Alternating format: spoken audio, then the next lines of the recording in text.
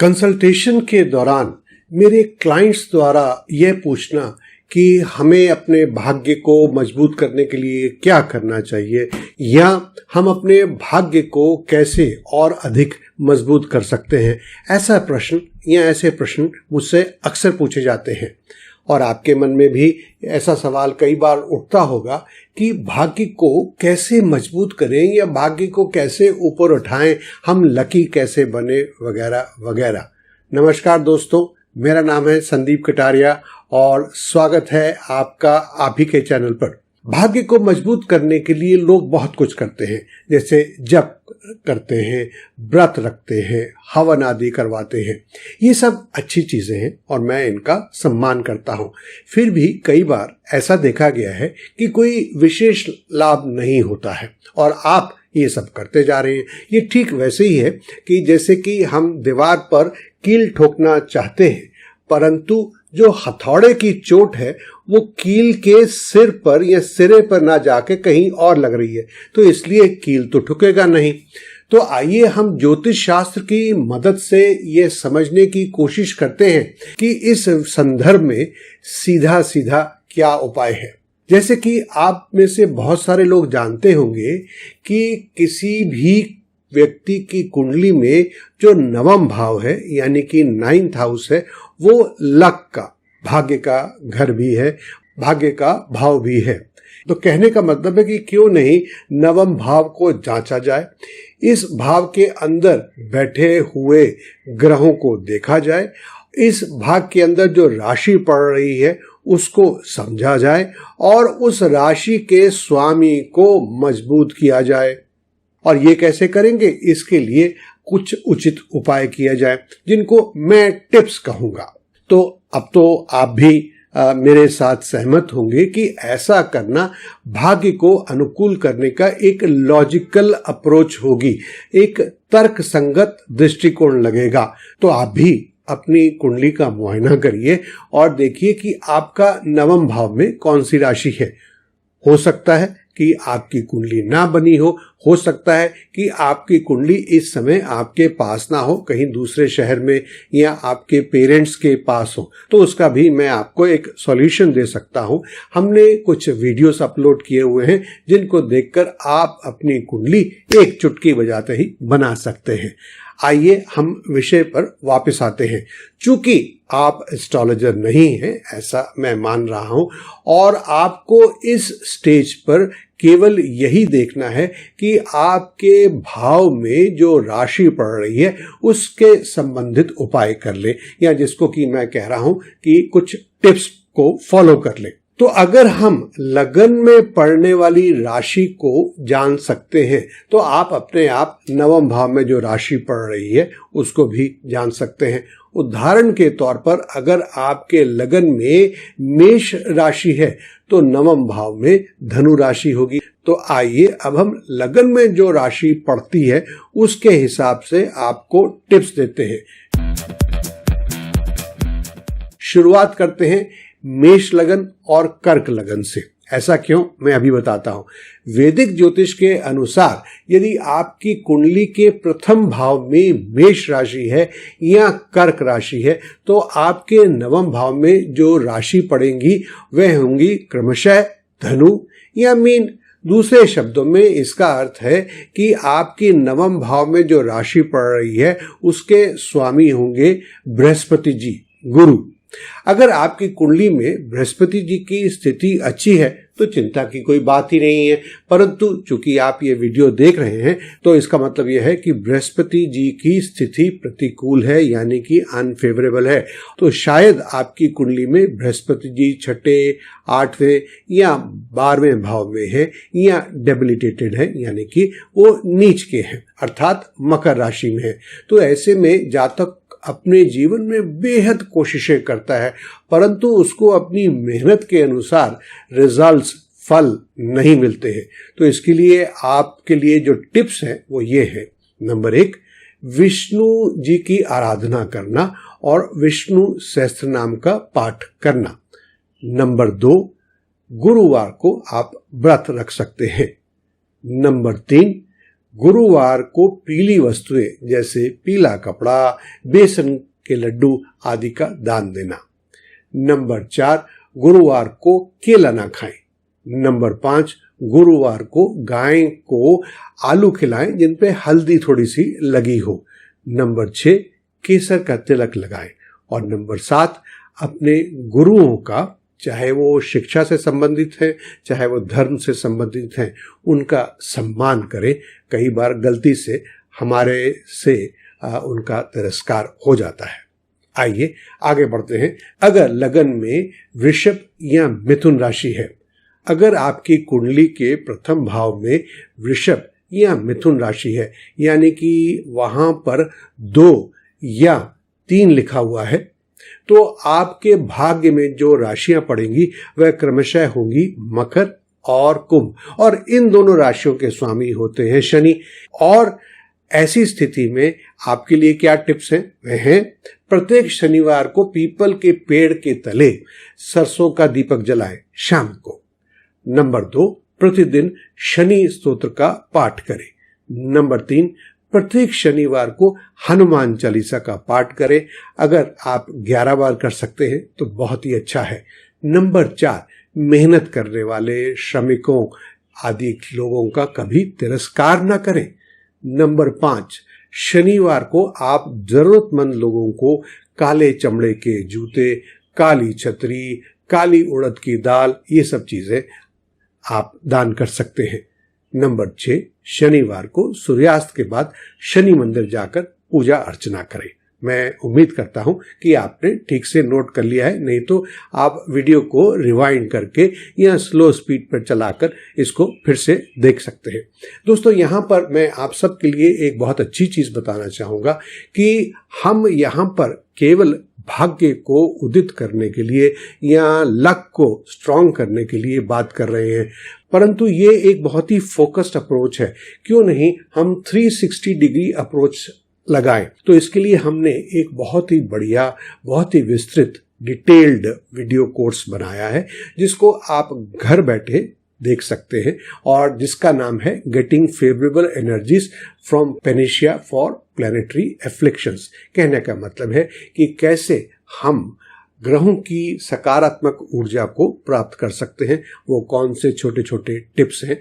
और इस video course में हम आपको जो बताने जा रहे हैं वो है general daily practices for all time benefit, importance of karma and karmic theory, studying different positions of planet. देखिए, वैदिक ज्योतिष में 9 ग्रह होते हैं, तो हर ग्रह की अलग अलग घर में स्थिति हो सकती है, प्रथम भाव में, द्वितीय भाव में से लेकर द्वादश भाव में, और उनको कैसे प्रसन्न किया जाए और उनके जो नकारात्मक प्रभाव पड़ रहे हैं उनको कैसे कम किया जाए। फिर जो अगला मॉड्यूल है उसमें हम बात करते हैं जेमस्टोन्स के बारे में, अगले मॉड्यूल में हम बात करते हैं रुद्राक्ष के बारे में, फिर हम बात करते हैं कलर्स, यानी कि जीवन में कौन से रंग अपनाएं और कौन से रंगों से दूर रहें। फिर हम बात करते हैं अरोमा थेरेपी की, जो खुशबुएं वगैरह होती हैं, और फिर हम एक खास मॉड्यूल लेकर आए हैं कि दीपक से कैसे हम अपने जीवन में लाभ प्राप्त कर सकते हैं। फिर हम बात करेंगे कि हर एक दिन के कौन से अच्छे उपाय या टोटके हो सकते हैं, और फिर स्पेसिफिक चीज़ों के लिए, खास चीज़ों के लिए कौन कौन से उपाय हो सकते हैं। फिर हम बात करेंगे बीज मंत्रों की और क्या चीज़ें दान दी जा सकती हैं, और फिर हम बात करेंगे व्रत रखने का। मैं समझता हूं कि ये कोर्स आपके लिए बहुत उपयोगी होगा। इसको न केवल अपने लिए परंतु अपने परिवार के जनों के लिए और अपने मित्रों के लिए, और अगर आप प्रैक्टिसिंग एस्ट्रोलॉजर या न्यूमरोलॉजिस्ट हैं तो अपने क्लाइंट्स के लिए भी आप इसका इस्तेमाल कर सकते हैं। इसको प्राप्त करने के लिए लिंक आपको नीचे डिस्क्रिप्शन बॉक्स में मिल जाएगा। आइए आगे बढ़ते हैं। लगन में सिंह या मीन राशि। सिंह लगन की कुंडली में नवम भाव में जो राशि होगी वह होगी मेष, और इसी तरह से अगर लगन में मीन राशि है तो उस भाव की राशि होगी वृश्चिक। इन दोनों ही राशियों के स्वामी हैं मंगल। तो यहाँ पर मैं आपके साथ कुछ कॉमन टिप्स साझा कर रहा हूँ। नंबर 1, मंगल का बीज मंत्र का जाप करें। मंगलवार को मेहनत मजदूरी करने वाले श्रमिकों को मिठाई खिलाएं। आप मीठी चाय भी पिला सकते हैं। नंबर 3, लाल मसूर की दाल का दान करें। नंबर 4, मंगलवार को सुंदरकांड या हनुमान चालीसा का पाठ करें। नंबर 5, मंगलवार को मंदिर में हनुमान जी की मूर्ति पर चोला चढ़ाएं। अब बात करते हैं लगन में अगर कन्या राशि है या कुंभ राशि है। अगर आपकी कुंडली के प्रथम भाव में कन्या या कुंभ राशि है, यानी कि वहां पर 6 या 11 लिखा हुआ है, तो आपके भाग्य के भाव में यानी कि नवम भाव में जो राशियां पड़ेंगी वह होंगी क्रमशः वृषभ और तुला। इन दोनों राशियों के स्वामी शुक्र हैं और इसलिए इनकी टिप्स भी एक ही होंगी जो मैं आपको बताने जा रहा हूं। नंबर 1, दुर्गा माँ या माता सरस्वती या माँ लक्ष्मी की पूजा करने से आपको लाभ मिल सकता है। नंबर 2, शुक्र के बीज मंत्र का जप करें। नंबर 3, प्रत्येक शुक्रवार को सफेद चीजें जैसे चावल की खीर, चावल, सफेद मिठाई आदि का दान करें। नंबर 4, हमेशा साफ सुथरा रहें, साफ सुथरे अच्छे कपड़े पहने और थोड़ा सा परफ्यूम या इत्र का भी आप इस्तेमाल कर सकते हैं। चलिए आगे बढ़ते हैं। अगर लगन में तुला या मकर राशि है तो यदि आपके लगन में यानी कि कुंडली के प्रथम भाव में 7 या 10 लिखा हुआ है तो इसका मतलब है कि आपके भाग्य के स्वामी बुध देव होंगे यानी कि मरकरी होंगे। और इसका मतलब है कि आपके नवम भाव में जो राशियां पड़ रही हैं वह होंगी क्रमशः मिथुन या कन्या। तो ऐसे लोग कर सकते हैं। नंबर 1, गाय को प्रतिदिन हरा चारा खिलाएं। नंबर 2, गणेश जी की उपासना करें। नंबर 3, अपने जीवन में हरे रंग का प्रयोग थोड़ा बढ़ा दें। आप हरी शर्ट पहन सकते हैं, हरे पेन से लिख सकते हैं, गाड़ी में हरे रंग का कुशन रख सकते हैं, वगैरह वगैरह। तुलसी का पौधा घर में लाएं और इसकी विधिवत रोज पूजा अर्चना करें। नंबर 5, किन्नरों को दान दें। दोस्तों, मैं आगे बढ़ने से पहले बताना चाहूंगा कि ज्योतिष के द्वारा हम किसी भी व्यक्ति विशेष की जीवन में हो चुकी और होने वाली घटनाओं के बारे में सटीक अनुमान लगा सकते हैं। तो अगर आप भी ज्योतिष के द्वारा हमसे परामर्श प्राप्त करना चाहते हैं तो आपका स्वागत है। आप हमसे पेड कंसल्टेशन ले सकते हैं और कैसे हमको कांटेक्ट करना है वो नंबर्स आपको नीचे डिस्क्रिप्शन बॉक्स में और अभी आपकी स्क्रीन पर भी आपको दिख जाएंगे। आइए अब आगे बढ़ते हैं। अगर लगन में वृश्चिक राशि है, अगर आपका लगन वृश्चिक राशि का है यानी कि प्रथम भाव में नंबर 8 लिखा हुआ है तो आपके भाग्य के स्वामी चंद्रमा होंगे। तो वृश्चिक लगन के जातकों के लिए हम कुछ ज्योतिष सुझाव देना चाहेंगे। वह है चंद्रमा के लिए मंत्र का जाप सहायक होता है। यदि आप चंद्रमा को प्रसन्न करना चाहते हैं तो सोमवार का व्रत कर सकते हैं। भगवान शिव की आराधना करें और शिवलिंग पर रोज या कम से कम हर सोमवार को दूध और जल चढ़ाएं। नारी जाति का पूरा पूरा सम्मान करें। पूर्णिमा के दिन चंद्रमा को अर्घ्य दें। हो सके तो चांदी के गिलास में पानी पिए।